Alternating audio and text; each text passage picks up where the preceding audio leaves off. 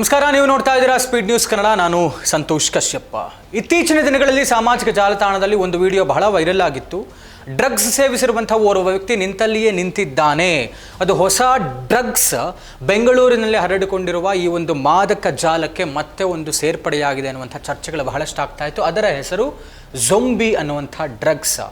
Drugs ಅಂದ್ರೇ ಮಾರಕ. ಈಗಾಗಲೇ ಬಹಳಷ್ಟು ಡ್ರಗ್ಸ್ಗಳನ್ನು ಯುವಕ ಯುವತಿಯರು ತಗೊಳ್ತಾ ಇದ್ದಾರೆ. ಈ ಒಂದು ಜಾಲದಲ್ಲಿ ತೊಡಕೊಂಡ್ಬಿಟ್ಟಿದ್ದಾರೆ. ಅಪಾಯಕಾರಿ, ಆರೋಗ್ಯಕ್ಕೆ ಹಾನಿ ಎಲ್ಲವೂ ಗೊತ್ತಿದ್ರೂ ಕೂಡ ಈ ಝೊಂಬಿ ಅನ್ನುವಂಥ ಡ್ರಗ್ಸ್ ಏನಿದೆ ಇದು ಬಹಳ ಮಾರಕವಾದದ್ದು ಅಂತ ಹೇಳಲಾಗ್ತಾ ಇದೆ. ಯಾಕೆ ಅಂತ ಹೇಳಿದ್ರೆ ಇದು ಗಂಟೆಗಟ್ಟಲೆ ಮನುಷ್ಯನನ್ನು ಅರೆಪ್ರಜ್ಞಾವಸ್ಥೆಯಲ್ಲಿ ಇರಿಸುವಂಥದ್ರ ಜೊತೆಗೆ ತಾನು ಮೂಗು ಕೂಡ ಆಗೋದಕ್ಕಾಗೋದಿಲ್ಲ, ನಿಂತಲ್ಲಿಯೇ ನಿಲ್ಲಬೇಕಾಗುತ್ತೆ. ಈ ಥರದ ಸ್ಥಿತಿಗೆ ತೆಗೆದುಕೊಂಡು ಹೋಗುತ್ತೆ. ಆ ಮಟ್ಟಕ್ಕೆ ನಶೆ ಏರಿಸುವಂತಹ ಝೊಂಬಿ ಡ್ರಗ್ಸ್. ಬಾಗಲೂರು ಬಳಿಯ ನಿಟ್ಟೆ ಕಾಲೇಜ್ ಬಳಿ ಓರ್ವ ವ್ಯಕ್ತಿ ಇದನ್ನು ತಗೊಂಡಿದ್ದಾನೆ, ನಿಂತ ಜಾಗದಲ್ಲಿ ನಿಂತಿದ್ದಾನೆ ಅಂತ ಒಂದು ವಿಡಿಯೋ ವೈರಲ್ ಆಗುತ್ತೆ ಸೋಷಿಯಲ್ ಮೀಡಿಯಾದಲ್ಲಿ.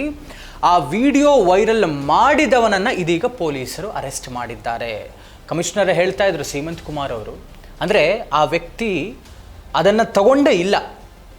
ಆ ವ್ಯಕ್ತಿ ಏನಿದ್ದಾನಲ್ಲ ವಿಡಿಯೋದಲ್ಲಿ ಕಾಣಿಸ್ಕೊಳ್ತಾ ಇರೋನು, ಆದರೆ ಇವನು ಪರಿಚಯನೇ ಇಲ್ಲ. ಹೇಮಂತ್ ಅನ್ನುವಂಥ ವ್ಯಕ್ತಿ ಆ ನಿಂತಿರುವಂತಹ ವ್ಯಕ್ತಿಯ ವಿಡಿಯೋವನ್ನು ಶೂಟ್ ಮಾಡಿ ಸೋಷಿಯಲ್ ಮೀಡಿಯಾದಲ್ಲಿ ಇದು ಝೊಂಬಿ ಡ್ರಗ್ಸ್ ಪ್ರಭಾವ ಅಂತ ಅಪ್ಲೋಡ್ ಮಾಡ್ತಾನೆ. ಹೀಗಾಗಿ ಈಗ ಹೇಮಂತ್ ಅನ್ನುವಂಥವನು ಪೊಲೀಸರ ಅತಿಥಿ ಆಗಿರುವಂಥದ್ದು. ಮತ್ತು ಪೊಲೀಸರ ಅತಿಥಿ ಆದಮೇಲೆ ಆತ ಹೇಳಿದ್ದಾನೆ, ವಿಡಿಯೋದಲ್ಲಿ ಕ್ಷಮೆಯನ್ನು ಕೂಡ ಕೇಳಿದ್ದಾನೆ. ಟೆಲಿಂಗ್ ದಾಟ್ ಈ ಥರ ನನಗೆ ಯಾರೋ ನಿಂತಿದ್ರು, ನಾನು ಅದನ್ನು ವಿಡಿಯೋ ಶೂಟ್ ಮಾಡಿಕೊಂಡು ಅದನ್ನು ಝೊಂಬಿ ಡ್ರಗ್ಸ್ ಅಂತ ನಾನು ಸೋಷಿಯಲ್ ಮೀಡಿಯಲ್ಲಿ ಅಪ್ಲೋಡ್ ಮಾಡಿದೆ. ತಪ್ಪಾಯಿತು. ಜನ ಮತ್ತು ರಾಜ್ಯದ ಜನರಲ್ಲಿ ಒಂದು ರೀತಿಯಾದಂಥ ಕನ್ಫ್ಯೂಷನ್ ಮತ್ತು ಭಯಭೀತರನ್ನಾಗಿ ಮಾಡಿದ್ದಕ್ಕೆ ಕ್ಷಮೆ ಇರಲಿ ಅಂತ ಕ್ಷಮೆಯನ್ನು ಕೂಡ ಕೇಳ್ತಾನೆ ಆತ. ಈ ಮಧ್ಯೆ ಗೃಹ ಸಚಿವರು ಒಂದು ಕ್ಲಾರಿಫಿಕೇಷನ್ಸ್ನ ಕೊಡ್ತಾರೆ. ಆ ವ್ಯಕ್ತಿ ಹರಿಯಾಣ ಮೂಲದ ಡ್ರೈವರ್. ಆತನಿಗೆ ಕುಡಿಯುವಂಥ ಅಭ್ಯಾಸ ಇತ್ತು. ಮೆಡಿಸಿನ್ಸ್ ತಗೊಂಡ ನಂತರದಲ್ಲಿ ಸಿಕ್ಕಾಪಟ್ಟೆ ಕುಡಿದಿದ್ದಾನೆ. ಹೀಗಾಗಿ ಅದರ ರಿಯಾಕ್ಷನ್ ಆಗಿದೆ. ಹೀಗಾಗಿ ಅವನಿಗೆ ನಡೆಯೋಕ್ಕಾಗಿಲ್ಲ, ನಿಂತ ಜಾಗದಲ್ಲಿ ನಿಂತಿದ್ದಾನೆ. ಝೊಂಬಿ ಡ್ರಗ್ಸ್ ಅನ್ನುವಂಥದ್ದು ಇಲ್ಲವೇ ಇಲ್ಲ.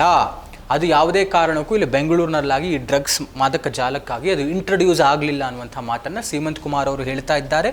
ಜೊತೆಗೆ ಗೃಹ ಸಚಿವರು ಹೇಳ್ತಾ ಇದ್ದಾರೆ.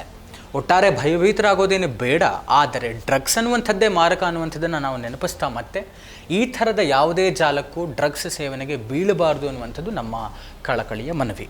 ಇದಾಗಿತ್ತು ಇವತ್ತಿನ ವಿಶೇಷ. ನೋಡ್ತಾ ಇರಿ ಸ್ಪೀಡ್ ನ್ಯೂಸ್ ಕನ್ನಡ. ಸುದ್ದಿ ನಿಮ್ಮದು, ವೇಗ ನಮ್ಮದು.